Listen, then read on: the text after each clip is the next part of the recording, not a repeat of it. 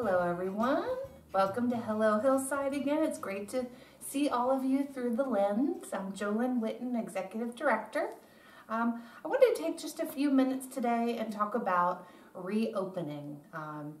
Getting a lot of questions about what that will mean when the time comes. I wish I could tell you exactly when that is going to be. I don't know that yet, but I think that we all need to kind of visualize what it'll look like and have some hope for what is coming and know that it is coming. Everyone's done a fantastic job at this point in dealing with modified operations and the restrictions that we have, and it's kept us all healthy. And so that will enable us to at least start to plan for reopening.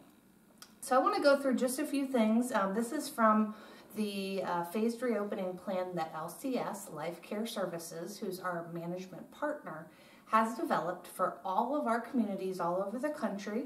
They're all CCRCs just like ours with independent living. So what I'll speak to today is just for independent living.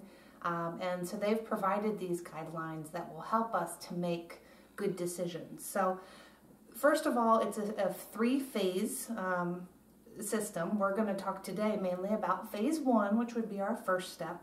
But the criteria that they're looking at in this there are a lot of them, but they're looking at state-specific data, COVID-19 death rates within the state of New Hampshire. The county case rate is another factor. In order to enter into phase one, we have to have 0 active resident cases in all of our levels of care, which we do, so we're meeting that one. No new employee cases in the last 14 days, and we have no employee cases at this point, so we meet that criteria. They're also looking at the downward trajectory of documented cases within the state of New Hampshire for a rolling 14-day period. So that's the one we're not currently meeting, as cases are still being reported. There's a lot more testing going on, and a good number of new cases each and every day. And the last one of those criteria would be declining new and % of positive cases in the county or adjacent county for 7 days. So takes into account all of those factors, as well as all the guidelines that are being established by the state of New Hampshire and the federal government. So as you know, we're under a continued stay-at-home order by our governor until the end of May. Also, the federal government has said as part of their Opening Up America Again plan that all vulnerable individuals, that's their term, and that means seniors, 65 plus, should continue to shelter in place. So that is why we've continued to ask you to please stay on campus, to not go off-site, shelter in place here. Let us help you with your basic needs so to limit your possible exposure out in the community. So those are the criteria. When we are ready to move into phase one, we will give you fair notice of exactly when that will happen. We'll communicate all the details, but I just wanted to talk about what phase one looks like. So phase one would be these types of changes. It would be no changes to our dining plan, so we would continue with meal delivery and ordering by phone, so that would not change. No major changes with how we do our marketing, so everything would still be virtual and online with prospects. We would allow move-ins as we are now with very specific safety guidelines for those move-ins. Limited housekeeping would begin in phase one, so that's exciting. Things like touch-ups in bathrooms and kitchens with the resident either out of the apartment or in another room during that visit from the housekeeper. So we'd start to get back to that on a limited basis.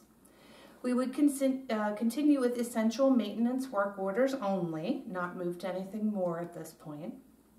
Small group activities of 10 or less could occur, especially outdoors. So we'd be excited to possibly introduce some outdoor fitness classes and other group walks with, of course, masking and socially distance. Phase one would allow us to reopen our fitness center with the equipment by appointment for limited hours and with supervision and disinfection. So that would be something you could sign up for and utilize the fitness center.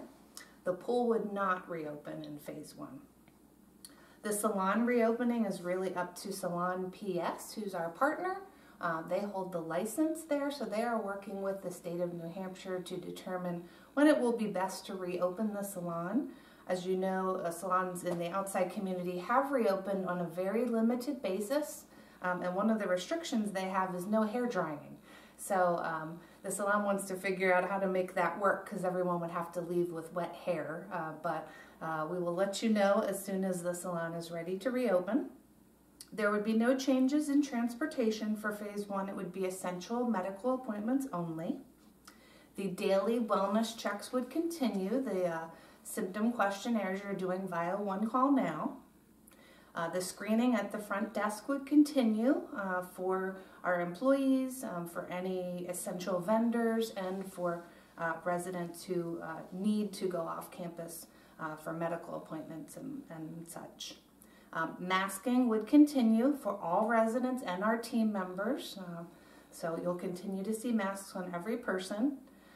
And visitors, there would still be no visitors allowed inside, but in phase 1 we could designate some specific outdoor locations for opportunities for visitation on a limited basis and with social distancing and masks. So hopefully that just gives you a visual of what this may look like and some hope for things to come.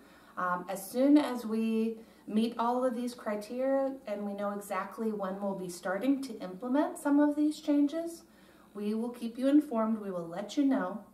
But in the meantime, we appreciate your continued diligence with all of the precautions, your understanding.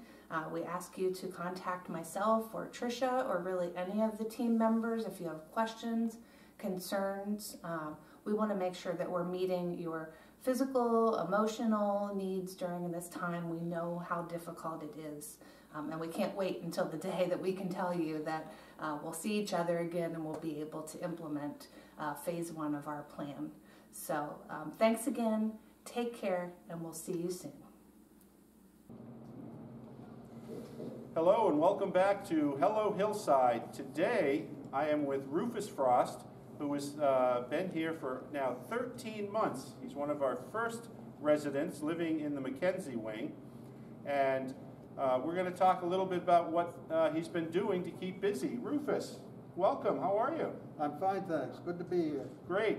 So tell me a little bit about what you and Mary and Roof Dog have been doing to keep busy and keep your sanity. Well, we take lots of naps, and I've been doing this newsletter thing.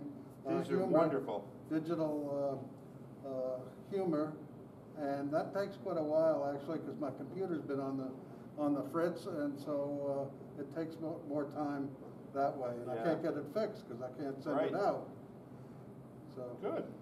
Well, I can speak for all of us when we say how much we've enjoyed getting these every day. I look forward to the YouTube music. I look forward to the cartoons. It's really been a blessing. So thank you for putting in that effort. Well, I've enjoyed doing it, and I've gotten a lot of positive comments. I've only gotten one complaint, and that's from my wife. Well, so another question I was in that, what do you hear out there? Is there any good scuttlebutt, any fun rumors going around? Have you heard anything? Well, I don't know what you've heard, but I've heard that Hillside Village is going to need a child care center in about 9 months. Either that or a marriage counselor. I hear you, I hear you. Tell me, Rufus, what's the first thing you're most looking forward to when you guys get sprung? Going to the liquor store?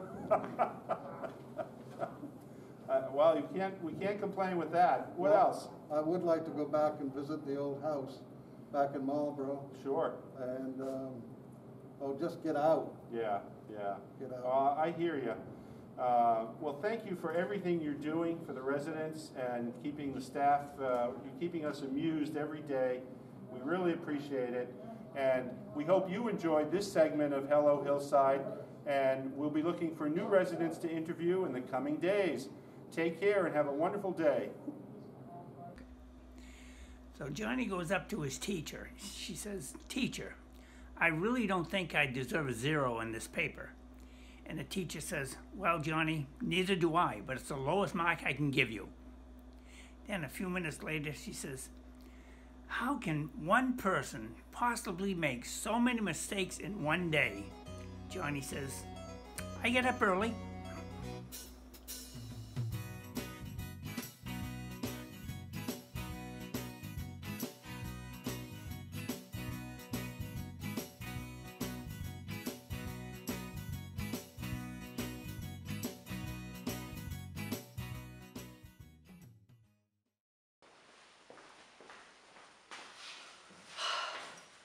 Good morning. You know, I just wanted to come down to the greenhouse this morning and just kind of get away from it all, you know? It's so nice and peaceful and quiet down here. Let me tell you, things have been a little bit rough in marketing since I took my new position on, and I just needed a break. And I thought, you know, I can come down here and I can just share with all of you, because I know you won't say anything to Judy or anything like that. But let me tell you what. Ever since I started in the residency counselor position, Judy, let's start with her. She does nothing but hover over me all day long. I'm telling you, I just need a little space, Judy, that's all. But she just hovers and hovers and hovers and hovers, and it's really getting to me. And then there's Kim, you know, and I adore Kim, and I think she's awesome.